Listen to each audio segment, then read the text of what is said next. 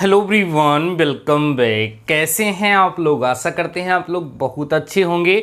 Dear students, अगर आप भी यूपी पॉलिटेक्निक एंट्रेंस एग्ज़ाम 2021 में पार्टिसिपेट किए हैं और आप काउंसलिंग करा करके अपना मनचाहा कॉलेज और मनचाही ब्रांच लेना चाहते हैं, तो डियर स्टूडेंट्स, आज का ये वीडियो आप लोगों के लिए बहुत ही ज़्यादा इम्पॉर्टेंट होने वाला है, क्योंकि आज के इस वीडियो में मैं आपको बताने वाला हूं कि काउंसलिंग के लिए आपको किन किन डॉक्यूमेंट्स की ज़रूरत पड़ेगी।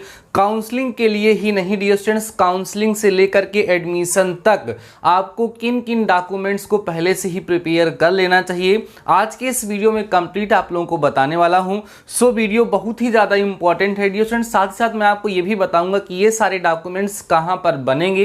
कुछ डॉक्यूमेंट्स कहाँ पर बनते हैं वो ऑलरेडी आपको पता होंगे, लेकिन कुछ डॉक्यूमेंट्स कहाँ बनते हैं वो आपको पता नहीं होंगे, जिससे आपको परेशानी हो सकती है। इसलिए कंप्लीट वीडियो देखिए और इन सारे के सारे डॉक्यूमेंट्स को अभी से प्रिपेयर करके अपने पास रखिए, जिससे आगे आपको किसी प्रकार की कोई प्रॉब्लम ना हो। डियर स्टूडेंट्स, आपको बताएं कि आपके अपने इस चैनल पर आपको फर्स्ट सेमेस्टर का सिलेबस भी पढ़ाया जाएगा। इसलिए डियर स्टूडेंट्स, अगर चैनल पे नए हो तो सब्सक्राइब कर लो, साथ ही साथ अपने दोस्तों के साथ शेयर जरूर करिएगा। डियर स्टूडेंट्स, आइए आज के इस वीडियो को स्टार्ट करते हैं।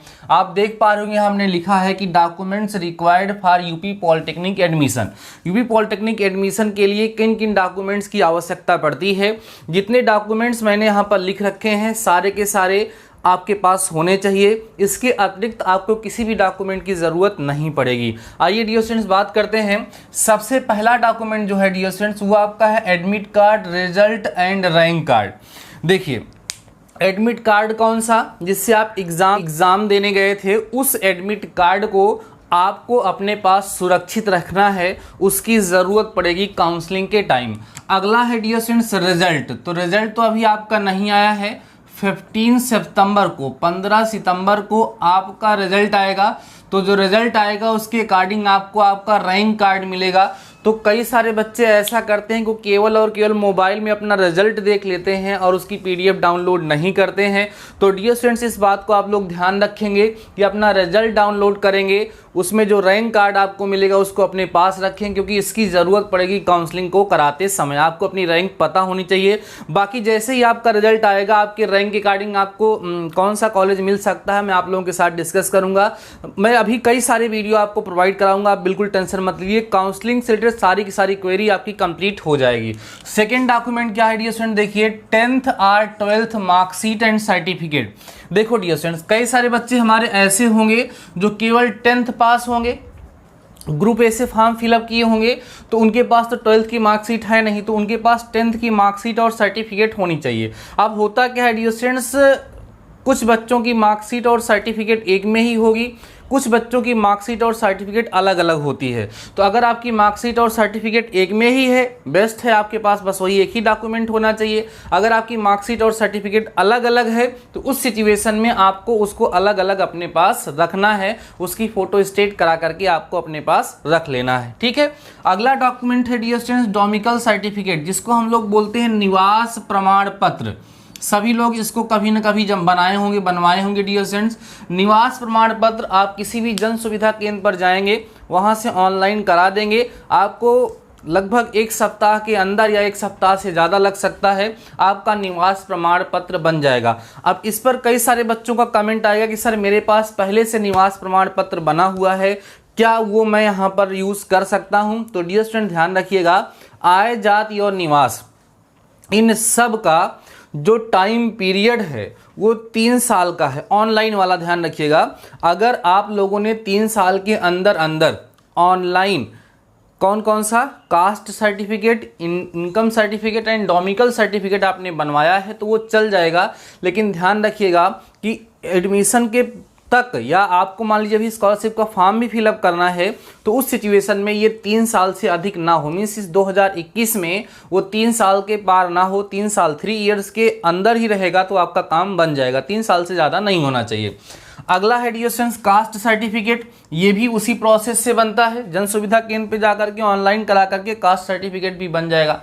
अब कोई स्टूडेंट अगर जनरल कैटेगरी का है तो उसको कास्ट सर्टिफिकेट की आवश्यकता नहीं पड़ती है, तो आपको बनवाने की ज़रूरत नहीं है। हाँ, लेकिन अगर आप लोग जो है EWS में आते हैं तो EWS सर्टिफिकेट आप लोग बनवा लीजिएगा, क्योंकि अगर आप लोगों ने EWS को वहाँ फिलअप किया था और उसके अकॉर्डिंग आप छूट चाहते हैं तो अगर आपके पास सर्टिफिकेट नहीं होगा तो वो छूट आप लोगों को नहीं मिलेगी। ओके, अगला है इनकम सर्टिफिकेट। ये कंपलसरी नहीं है, ये एडमिशन के टाइम आपका नहीं लगेगा, लेकिन मैं यहाँ पर इसको इसलिए लिख दिया हूँ क्योंकि इसको आप बनवाए रहेंगे तो जब आपको फिलअप करना होगा अपना स्कॉलरशिप का फॉर्म, वजीफा जिसको आप लोग कहते हैं, छात्रवृत्ति जिसको आप कहते हैं, उसका फॉर्म जब आपको फिलअप करना होगा तो वहाँ इसकी ज़रूरत पड़ेगी। तो क्यों ना हम तीनों एक साथ बनवा लें। अगर आपके पास है ये तो बेस्ट है विद इन 3 ईयर का, और अगर नहीं है तो ये 3 की 3 डॉक्यूमेंट्स आप ऑनलाइन करा करके इसको जल्द से जल्द अपना प्रिपेयर करा लीजिए। क्योंकि डियर स्टूडेंट्स होता क्या है ना, जब रिजल्ट आ जाता है उस समय भाग दौड़ होती है और उस सिचुएशन में क्या होता है कि कई सारे बच्चे एक साथ अप्लाई करते हैं तो भीड़ बहुत ज़्यादा होने के कारण ये सारे सर्टिफिकेट्स बनने में काफ़ी ज़्यादा टाइम लग जाता है। ठीक है, इसीलिए आप पहले से बनवाए रहेंगे तो आपके लिए बेटर होगा। अगला देखिए आईडी प्रूफ। आईडी प्रूफ में सबसे बेहतरीन आपको पता ही है कि आपके पास आधार कार्ड होना चाहिए। आधार कार्ड ही बेस्ट है आपके लिए। बाकी इसके अतिरिक्त अगर आपके पास कोई आईडी है, कोई आईडी प्रूफ है तो आप लोग उसको रखे रहेंगे, उसमें कोई दिक्कत नहीं है। अगला है dear students passport size photo. अब पासपोर्ट साइज फोटो सबको पता है। अगर आप लोग हमारी बात माने तो आप लोगों के लिए बेस्ट ये होगा डियर स्टूडेंट्स कि जो फोटो आप लोगों ने फॉर्म को फिलअप करते समय यूज़ की थी, अगर वो वाली फ़ोटो आपके पास हो तो उसी की कई सारी फ़ोटो बनवा करके अपने पास रख लीजिए, क्योंकि एक जैसी रहेगी तो आपको किसी प्रकार की कोई समस्या नहीं होगी। इन केस सपोज कर लीजिए कि वहाँ पर आपने बहुत ज़्यादा पुरानी फ़ोटो लगाई थी तो फिर आप उसको नहीं रखिएगा, क्योंकि हमेशा जो फ़ोटो होती है वो पिछले 3 महीने के अंदर की फ़ोटो लगानी चाहिए। ज़्यादा पुरानी फ़ोटो लगाने से हमारा चेहरा चेंज होता रहता है, बदलता रहता है। जब फ़ोटो के साथ साथ हमारे चेहरे का मिलान होता है और हमारा चेहरा उस फ़ोटो से नहीं मिलता है तो वहाँ पर समस्या होती है। इसलिए अगर आप लोगों ने रिसेंटली फ़ोटो अपलोड किया था वहाँ पर तो बेस्ट है वही वाली आप बनवा लीजिएगा। लेकिन अगर आप लोगों ने रिसेंटली वाली आपकी फ़ोटो नहीं लगाई थी, जल्द वाली फ़ोटो आप लोगों ने नहीं लगाई थी, तो उस सिचुएशन में आप क्या करिएगा, फ़ोटो खिंचवा करके बढ़िया लैब से बनवाइएगा। जो तत्काल वाली फोटो बनती है वो अच्छी नहीं होती, वो जल्द से खराब हो जाती है। तो लैब से जो फोटो बनती है 1 हफ्ते बाद 5 दिन बाद जो मिलती है उसको इकट्ठे आप लोग बनवा लीजिए कई सारी, ठीक है, उसकी ज़रूरत पड़ेगी।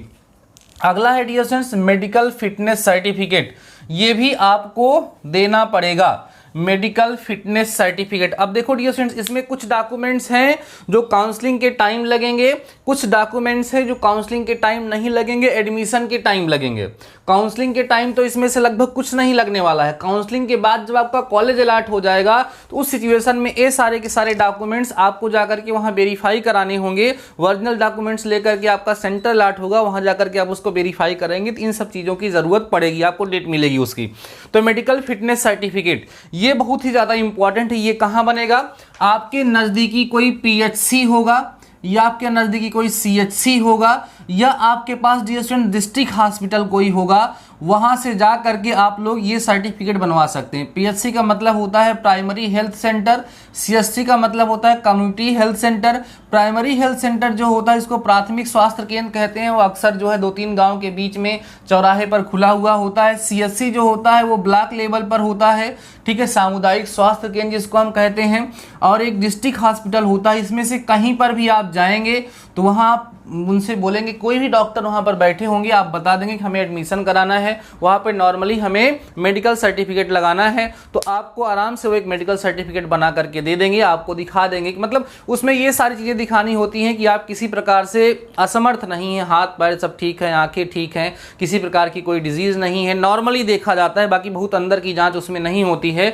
और 1 से 2 दिन, बहुत होगा तो 1 दिन आपको रोकेंगे, अगले दिन आपको आपका सर्टिफिकेट मिल जाएगा। तो ये जाकर के आप तीनों जगह में से कहीं पर भी जाकर के अपना मेडिकल सर्टिफिकेट बनवा सकते हैं। ध्यान रखिएगा गवर्नमेंट हॉस्पिटल से ही जाकर के इसको बनवाइएगा, वैसे मत बनाइएगा। अगला करेक्टर सर्टिफिकेट है। डियर स्टूडेंट जिस कॉलेज में आप पढ़ते थे इसके पहले, वहां से जब आप TC लेने जाएंगे तो TC के साथ साथ आपको आपका करेक्टर सर्टिफिकेट भी मिल जाएगा, तो ये भी आपका वहां से कंप्लीट हो जाएगा। अगली बात है डियर स्टूडेंट्स काउंसलिंग फी डिपॉजिट स्लिप। जब आप काउंसलिंग कराएंगे तो उस काउंसलिंग के समय आप लोगों को फीस जमा करनी होगी। वो जो फीस आप लोग जमा करेंगे उसकी स्लिप निकलवा करके अपने पास रखेंगे, डॉक्यूमेंट वेरिफिकेशन के समय उसकी जरूरत पड़ेगी। तो आशा करते हैं डियर स्टूडेंट्स की पॉलिटेक्निक एडमिशन के लिए जिन जिन डॉक्यूमेंट्स की आवश्यकता होती है उन सारे के सारे डॉक्यूमेंट्स को बहुत ही बेहतरीन तरीके से और सबको 1 बाय 1 करके मैंने आपको एक्सप्लेन कर दिया है, और आपको समझ में भी आ गया होगा कि ये डॉक्यूमेंट कहां बनेंगे, कैसे बनेंगे, कैसे इनकी आवश्यकता पड़ेगी। तो आप लोग जल्द से जल्द इन सारे डॉक्यूमेंट्स को प्रिपेयर कर लीजिए। इसके अतिरिक्त और जो भी चीजें इंपॉर्टेंट हैं, आपको गवर्नमेंट कॉलेज कैसे मिलेगा, कौन सा कॉलेज अच्छा है, कॉलेज की लिस्ट क्या है, वो सारी चीजें मैं रेगुलर आपको प्रोवाइड कराता रहूंगा डियर स्टूडेंट्स। ठीक है, मॉर्निंग में आपको लगभग आप मान के चलिए कि 10 बजे के आसपास आपको एक वीडियो मिलेगा, उसको आप लोग जरूर देखिएगा, जिससे आपको किसी प्रकार की काउंसलिंग में कोई समस्या नहीं होगी, आपको आराम से आपका कॉलेज मिल जाएगा। देन हम लोग साथ में रह करके अपनी पढ़ाई को कंटिन्यू करेंगे। बाकी डियर स्टूडेंट्स, अगर ये वीडियो पसंद आया तो अपने दोस्तों के साथ जरूर शेयर करिएगा, जिससे ज़्यादा से ज़्यादा अपने दोस्तों की हेल्प आप लोग कर सकें। बाकी कमेंट सेक्शन में अपना प्यार और सपोर्ट भी दिखाना आप लोग बिल्कुल मत भूलिएगा। मिलते हैं नेक्स्ट लेक्चर के साथ, नेक्स्ट वीडियो के साथ, तब तक के लिए शानदार रहिए और पढ़ते रहिए।